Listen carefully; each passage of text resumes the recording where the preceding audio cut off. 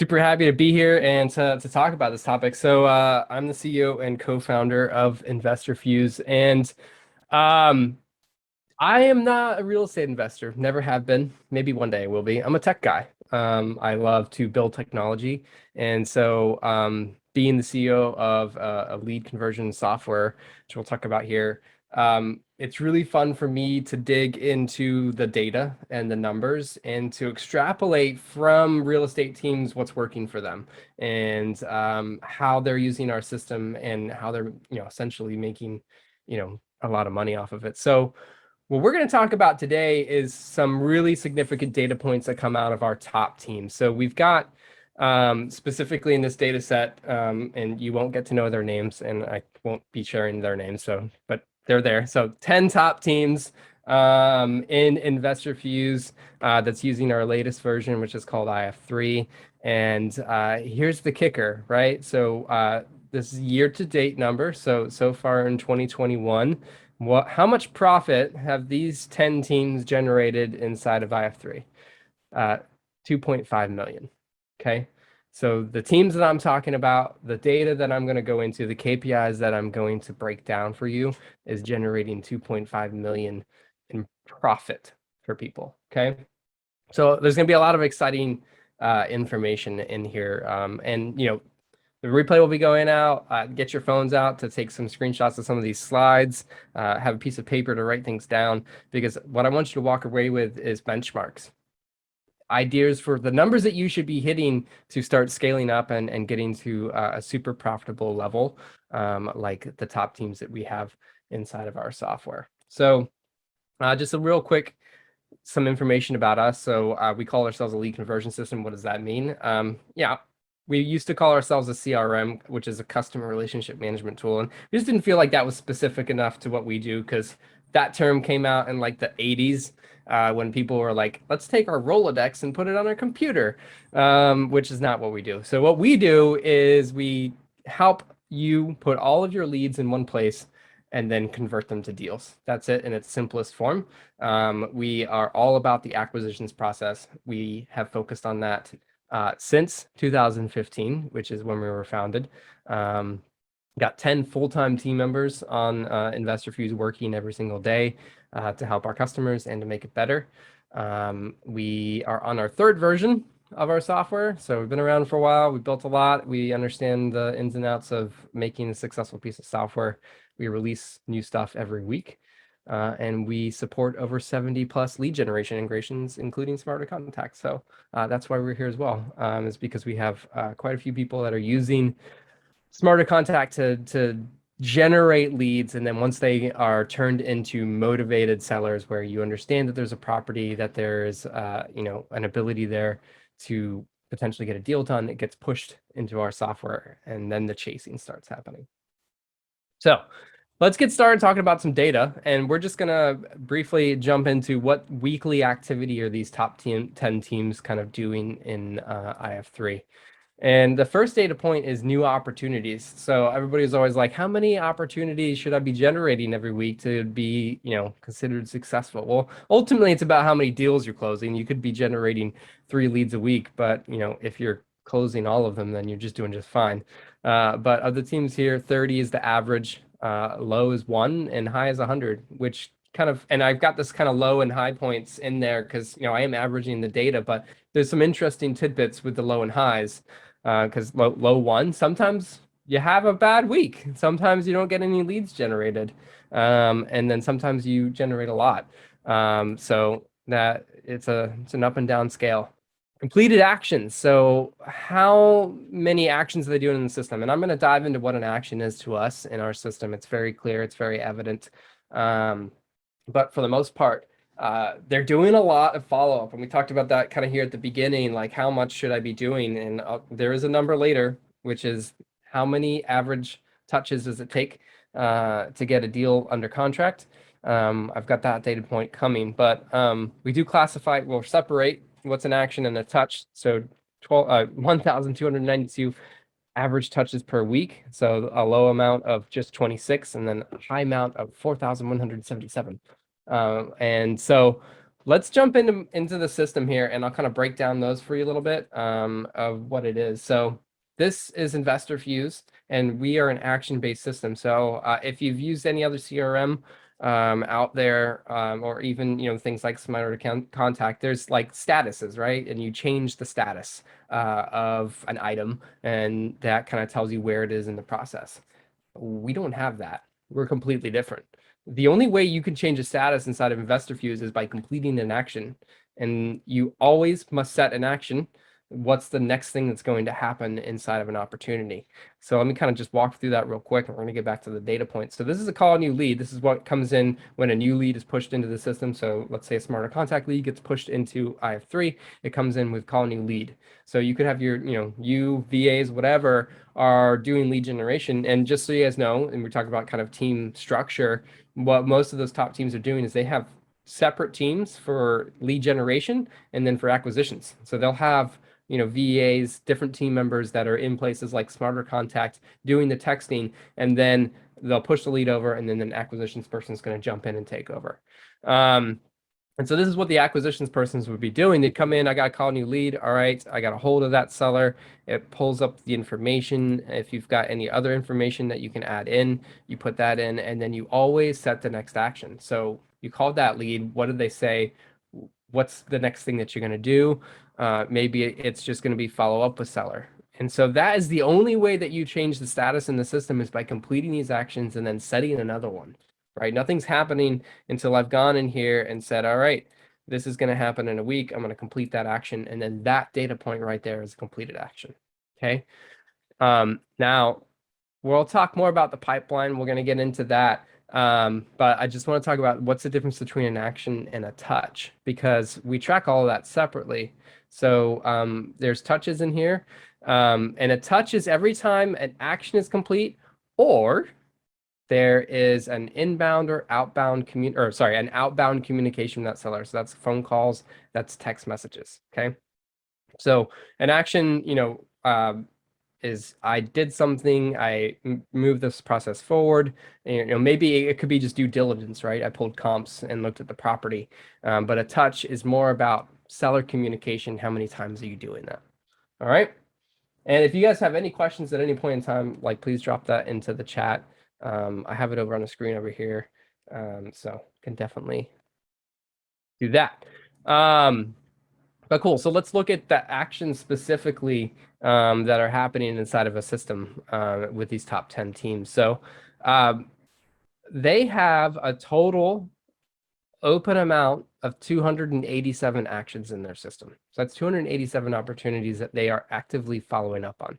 Low amount is 70, high amount is 1,068. Okay. Now we break up those actions into overdue, due today, and then scheduled, so in the future. So I love to see an overdue count of 4, because that's the beauty of our system. If an action is overdue, then that automatically would tell you somebody's not been following up with that lead.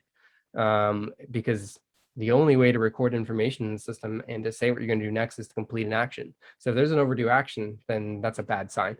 So, but on average, they have 77. Your teams get busy. We understand, overdue things happen, but I do love to see a low count of 4 on overdue actions. And then due today is 13. Okay. A high amount of 44. And that's really important. And we're going to break that down here in a minute by how it relates to team members. Okay, 197 average actions scheduled. Okay, so on average, these teams that I'm talking about, they have 3 team members in them. 3 people that are acquisitions focused, that are following up with leads, that are managing leads, and involved in the action kind of process. So if we take those same numbers that we were just looking at and divide it by the number of team members, we have a really good understanding of what is a great number for an acquisitions agent to have of actions on their plate, things to do. Where do they, where can they handle the best number, and then be able to convert deals. So 95 is the average. They have 95 actions on their plate. For the most part, 25 overdue, 4 due today, right? And then 65 scheduled in the future. So from this tells me if I log in and I look at a specific person and they've got more than this, or even more than the scheduled, I can tell that they're going to start to get a little overwhelmed, that their day does not give them enough time to go through and process and effectively follow up the right amount of times, the right, I mean, and it's not just like right amount of times. It's like, it's when you said you're going to follow up, right? The user sets the next action. And so they're the ones that saying, I'm going to do this on this date. This is what's important for me to move this deal forward. So it's not, a piece of technology saying you have to do something. You said you have to do it. So this is a great kind of number to understand, like, what is it that they can, do in a day. So they definitely should be getting 4 done, right? And hitting that overdue. So that's like 29 opportunities that they need to follow up with in a day. Okay. So let's jump back into IF3 and really take a look at the pipeline. So we take all of our opportunities and we break them up into categories. And this gives a great understanding of where that opportunity is in the process of converting it to a deal. So you can see the pipeline up at the top here. This is just our demo space. So we've got qualification. That's all new leads, all call attempts. So if you get a new lead and you didn't get them on the phone, then the next action that it suggests is to call again, all the way up to 8 call attempts. So all of that is in qualification. And ideally, you want that to be as small as possible, because those are your uncontacted basic leads, or ones that you're unsure if there's a deal there, or potential for a deal. Pursue are those that you've booked an appointment for, you're making offers on, you're following up on those offers. These are all things, there's something here. The seller's interested, we're going after it, we're pursuing this deal, we're hoping that it becomes a transaction. And transactions, everything under contract, so pending state, closed, and canceled. Over here on the far right, you've got follow-up. So this is all of the amount of leads that are in our automatic follow-up sequences that are sending out texts, emails, ringless voicemails, and assigning tasks to people to do certain things on. So that's all automated follow-up. Now, if I switch the pipeline over here, there's some other areas: realtors, opt-out, and deads. I just kind of consider those off the active pipeline, but still important, and you're going to see why here when we dive in to take a look at the numbers. So that's the pipeline, right? So qualifying the lead, pursuing the lead, and then ultimately getting it under contract, closed, or canceled, okay? And then over here in its own little space is our automatic follow-up. So what are these teams like with that pipeline? Where do they fall on the spectrum, okay?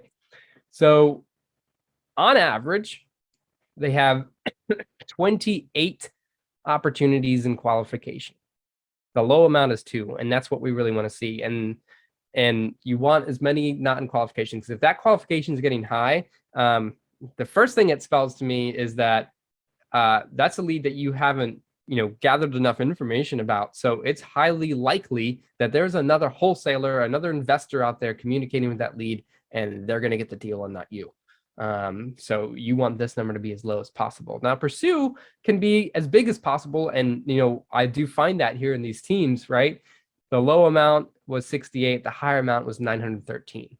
And really that depends on the team size. So there's one team where I think there's like 5 or 6 active acquisitions agents in it, and they're the 913, because they have the book split up between all of them, and they are actively pursuing all of those, following up with them manually, right?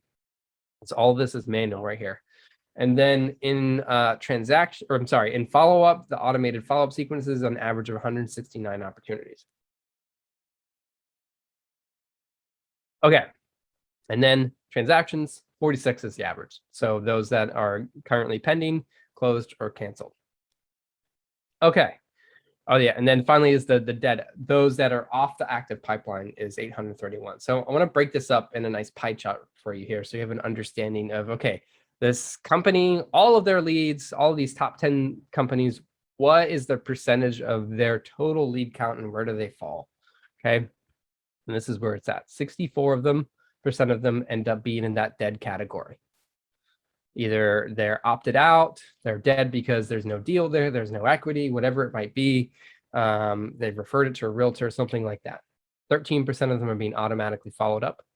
17% of them are in the pursuit category. 2% of them are in qualification, and 4% of them are transactions. This, I can't tell you enough. This segment here of qualification being so small is so important. When I log into other teams and I see a giant amount of qualification, it automatically tells me that there's problems here. Those problems can be different and vast, right? What it is, whether that's not enough employees, they're not using the system, they need more training, whatever it might be. But it tells me that there's a chance that there's not going to be success here as for them as a company, right? Because they need to be on top of these leads and they need qualification as short as possible. So here's some nuggets coming out of that. They're only actively working on 19% of their total leads. That's pursue plus qualification. This is being automatically followed up. One day that seller will respond back and it will bump back into pursue. Okay. But only 19% of their total lead count is what they're actively working on. So you can look at that yourself. Take a look at your active number of leads that you have wherever you have them. What's your percentage? Okay. Bigger, smaller? What is it? Average is 251 active leads. Okay. Pursue plus qualification. There's another number for you to take. And then that's 83 active leads per person. Okay. All right. Let's dive into pipeline on a time frame. So that what we were looking at is all time, right? So that we can include the number of dead leads. But let's take a look at what specifically was happening last month in these top 10 teams. So 110 opportunities generated in a month. That's the average number that they were generating per month. And I'll be honest, that surprised me as the average. And you can see here, there's a low of 13, high of 377. For these teams that are generating a ton of profit, they're not generating massive amounts of leads per month. And that's because they build up a pipeline of follow-up. They are constantly following up with people that were from 2 months ago, 3 months ago, 4 months ago, whether that be via sequence or manually, right? They are not letting these things fall through the cracks. They're not seeing the new lead come in and being like, that's my priority. I'm chasing that new lead, which is important. Don't get me wrong. Lead to speed is important. And you do want to be communicating as fast as possible to those new leads, but don't forget your old ones because it builds up that pipeline for you. Okay. 24 appointments.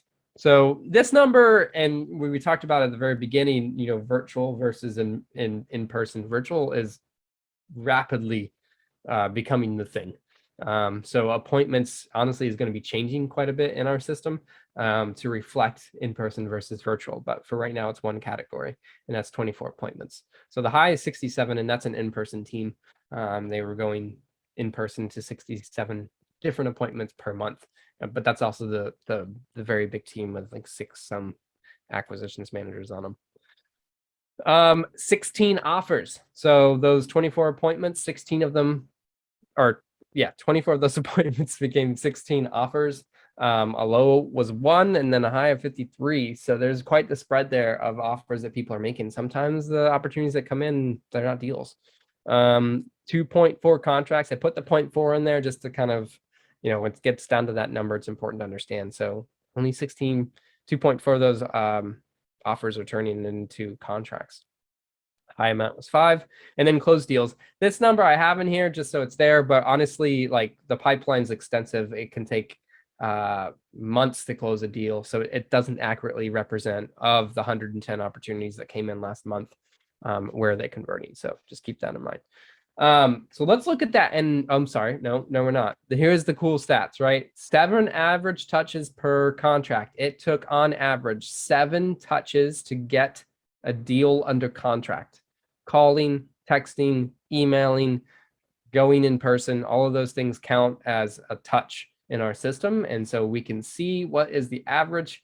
A low amount of 3, those are those wonderful deals, just like one phone call and another phone call, and it's signed and it's like awesome. A high amount of 16, right? How about time? 16 days, average days to contract is what we're looking at across these teams. So a low amount of 6, a high of 26. Okay, so quite the spread there of average days to contract. And I think that high there isn't quite right. I think that's the high of a different average. I remember looking at the data, and I think there was one, it took them like 3 months to get it under contract. So follow up with your leads. There's gold in follow-up. It's like if you take away one thing away from this webinar, that's it, right? Follow up. Okay. So let's look at that in kind of a pipeline format with conversion percentages. All right, so 110 opportunities. We move down into appointments, 21% of their opportunities. And these are the stats that you can take away, right? So, insert your number of motivated leads there. And then this is how you can benchmark or work backwards, right? Once I get through this whole chart, I want 3 contracts per month. How much does it take? All right, so of those appointments, 16 of them became offers. So that's 66% of the appointments became offers. 14% of the opportunities became offers. And that turned into 2.4 contract, which is 15% of the offers. And then that is 2.2% of the total opportunity count. So 110 opportunities, 2.2% of that became contracts. And then we got closed deals, which is 3, like I said, which can be a little inaccurate because that's not necessarily the closed deals that came from those 110 opportunities, but I still have it in here. So screenshot this, take away these stats. It can really give you some good information of, okay, I want to reach X number of contracts in my business because, that's the income that I need to receive.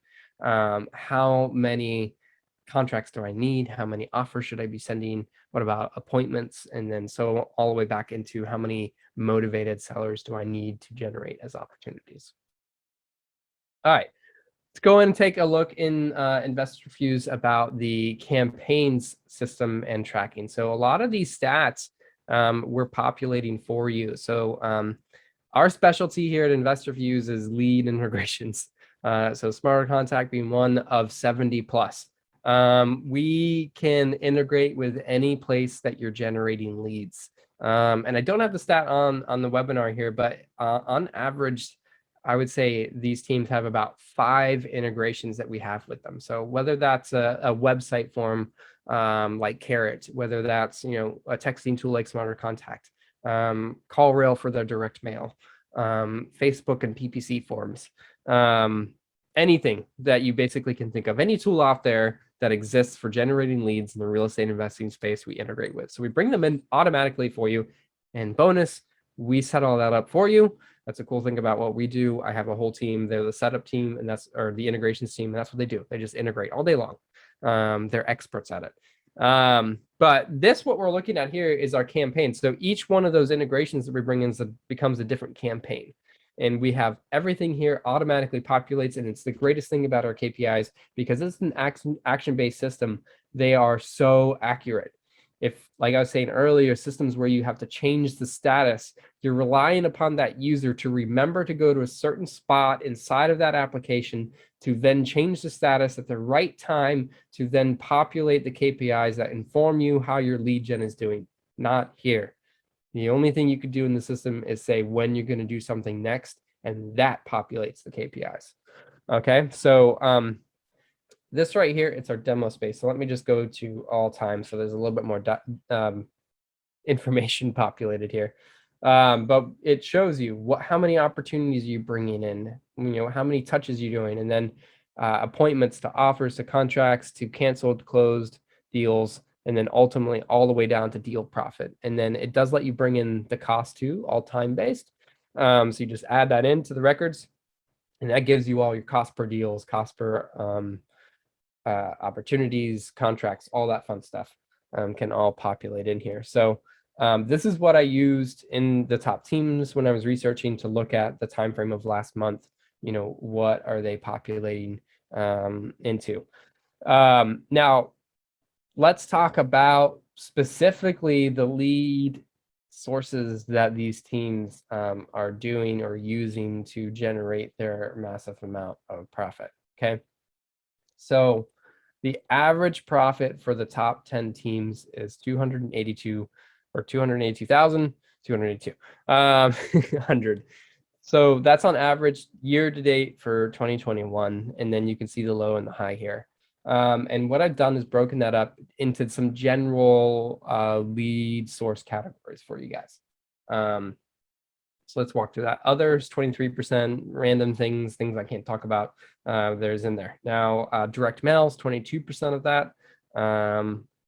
18% is online. That's Carrot sites, so organic or paid ads, Facebook ads, Google ads, that type of stuff. bird dogging or driving for dollars is 12%, 9% is texting, and 9% is cold calling, and then 9% is referral. Now, you're probably thinking, John, this is a Smarter Contact webinar. Why would you bring this information here and say that only 9% came from texting? Here's the interesting thing about that, because I started to pull this data and I was getting a little worried. It's like, oh man, nobody's really doing texting. What I ended up finding out, and some of these top teams have been real estate investors for a long time, and that's why direct mail is really large, because that's what they learned on and what they're good at and still using. The teams that were doing texting and generating profit from it was their top source of profit. So I think it ultimately is just, some of these are some old dogs out there who are, just familiar with some of the ways that they're doing, and they're not trying texting or haven't tried it yet. But those teams that are doing texting are making the majority of their profit with texting, which is super, super interesting and really exciting to kind of see. So definitely keep texting, definitely keep utilizing Smarter Contact, because there's plenty of opportunity out there with texting. And that's kind of the main pieces of information that I have here, which, sped through super quick. I like to talk fast and respect people's time, but definitely open up for questions here. We can do our, I have a team member. His name is Carlos. He can give a full-on demo for you of our entire system. What I touched on here that InvestorFuse is capable of, there was like maybe 20%. There's a lot of deep stuff in there, which if you have specific questions, I can definitely go over those. But you can also get a full systems demo at this link here, so that you can kind of really see what's the acquisitions tool that these top teams are generating a massive amount of profit in. Cool. Yeah. Awesome, John. Thanks for sharing that data. I know data is usually kind of I don't know if it's a scary topic for people, or it's just a topic that's just not talked about a lot, or it's kind of like the thing nobody really wants to get into, right? Because I guess they're a little afraid to see the results, or I guess the time and effort kind of digging into the KPIs. But really, when it comes to marketing, without knowing the KPIs, it's like, how can you market? And then how can your team function as well too? How do you know, let's say you have different bird dogs, or obviously different cold callers, or acquisition managers. If you're not knowing what they're producing, right, you don't see the numbers, then you don't know what skill set each person kind of brings to the table, and what areas actually need work in or need help with, so that's why it's just so crucial important. I'm curious, for what have you kind of noticed when it comes to follow-ups, like automated follow-ups? How long do people follow up for? Like, what's kind of the common thing to see? Like, if someone's creating a follow-up automation, how long do you let it last for? Like, at what point do you say, maybe this isn't really a lead I should be wasting my time with, especially space in my CRM for my team?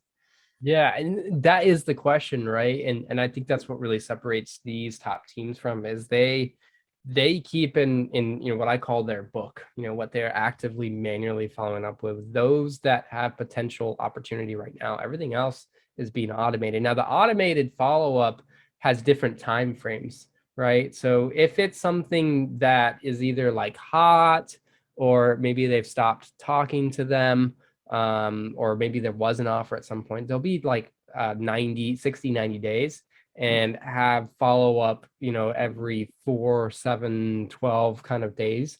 And definitely in the beginning, there'll be some more closer, and then it'll kind of spread apart to try and get an immediate response. Now, those that they definitely have classified, like the sellers, like, I'm not interested in selling, your price was not what I need, I'm going to try a real estate agent or something like that. Those follow-ups will be long. We have people that, go all the way up for a whole year for that type of follow-up, which is just, once a month, being there, checking in, putting you information, your message in front of that seller, so that, when they finally are ready to sell, they're like, you know what, that person, they kept texting me, they kept calling me, they kept emailing me, I'm going to give them a call because I'm finally ready to get rid of that property.